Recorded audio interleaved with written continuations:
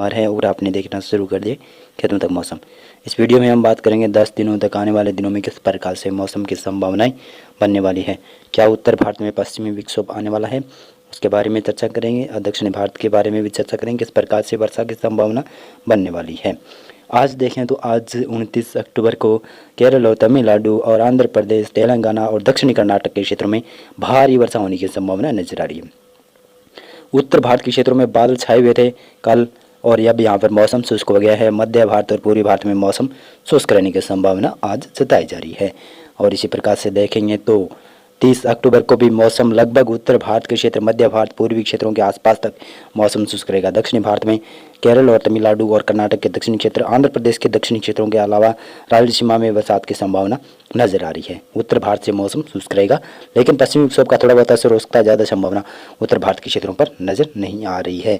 इसी प्रकार से देखते चलें तो 31 अक्टूबर को किस प्रकार से मौसम की संभावना है। तो 31 अक्टूबर को उत्तर पहाड़ी क्षेत्रों में हल्की फुल्की स्नोफॉल की गतिविधियां देखी जाएगी और उत्तरी हवाओं का जोर काफ़ी ज़्यादा होगा। इसकी वजह से तापमान में उत्तर भारत के क्षेत्र में गिरावट देखने को मिलेगी। लेकिन दक्षिण भारत में केरल और तमिलनाडु के क्षेत्र और साथ में कर्नाटक के दक्षिणी क्षेत्रों में भारी तेज वर्षा होने की संभावना। रायलसीमा और आंध्र प्रदेश के लगभग अंदरूनी क्षेत्रों में और दक्षिणी क्षेत्रों में बरसात की संभावना ज़्यादा रहेगी।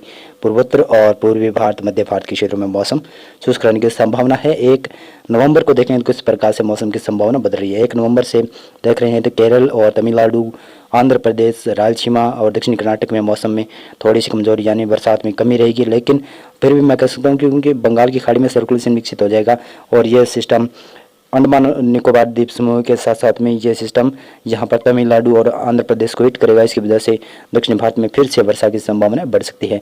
उत्तर भारत में पश्चिमी विक्षोभ आने की संभावना, जिसका असर गिलगित, लद्दाख, जम्मू कश्मीर और कुछ हिमाचल के ऊपर शुरू हो सकता है और सर्कुलेशन मध्य पाकिस्तान और पश्चिमी राजस्थान के ऊपर विकसित होगा। इसके असर से कुछ पंजाब, हरियाणा, राजस्थान के क्षेत्रों के ऊपर बादल छाना शुरू हो जाएंगे।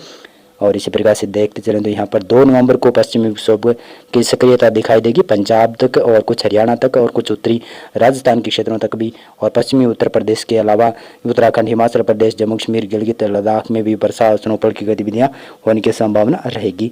और इस पश्चिमी विक्षोभ से हवाओं के रुख में परिवर्तन हो जाएगा और तापमान में बढ़ोतरी होने की संभावना रहेगी रात के।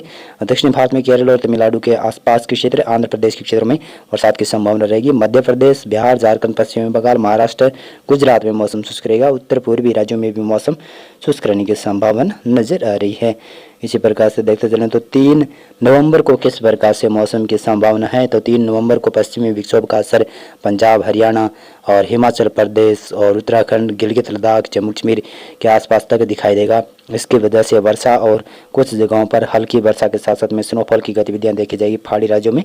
तो मैदानी क्षेत्रों में विशेष तौर से ज़्यादा एक्टिविटी होने की संभावना नहीं है, लेकिन पंजाब और हरियाणा के ऊपर ज़्यादा एक्टिविटी दर्ज की जा सकती है।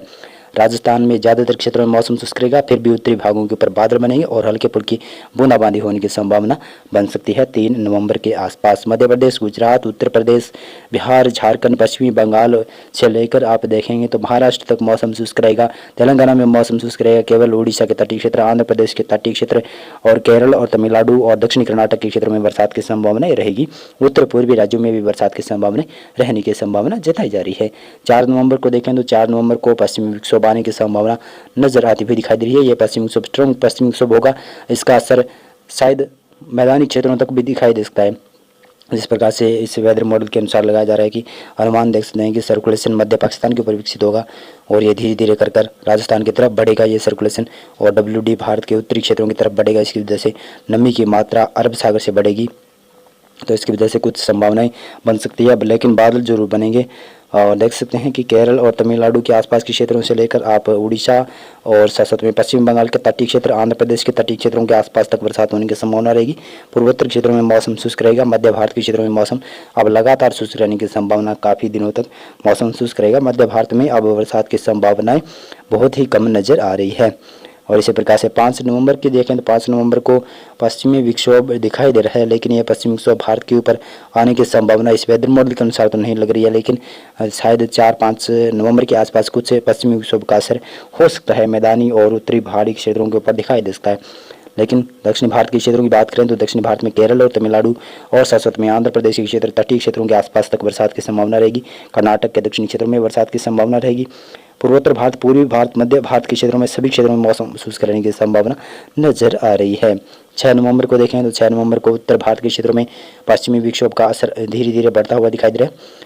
गिलगित, लद्दाख, जम्मू कश्मीर, हिमाचल प्रदेश, उत्तराखंड से लेकर कुछ पंजाब और हरियाणा में धीरे धीरे बादलों का निर्माण देखा जाएगा।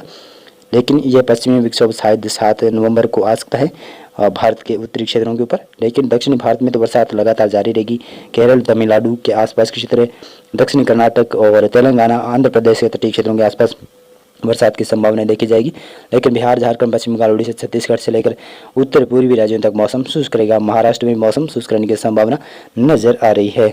इसी प्रकार से देखते चले तो यहाँ पर 7 नवंबर को पश्चिमी विक्षोभ का धीरे धीरे असर बढ़ता हुआ दिखाई देगा। भारत के उत्तर मैदानी क्षेत्रों और पहाड़ी क्षेत्रों के आसपास पश्चिमी विक्षोभ आने की संभावना बनती हुई नजर आ रही है इस वेदर मॉडल के अनुसार। तो लेकिन देखें तो दक्षिणी भारत के क्षेत्रों में बरसात भी धीरे धीरे बढ़ रही है और अरब सागर में भी धीरे धीरे कर नमी की मात्रा बढ़ रही है। शायद अरब सागर में भी एक सर्कुलेशन विकसित हो सकता है, शायद बड़ा सिस्टम भी बन जाए अरब सागर वाला। लेकिन अभी ये आगे का अनुमान है। तो अभी के लिए मौसम पूर्वानुमान और मौसम अपडेट में बस इतना ही था। बहुत बहुत धन्यवाद आपका।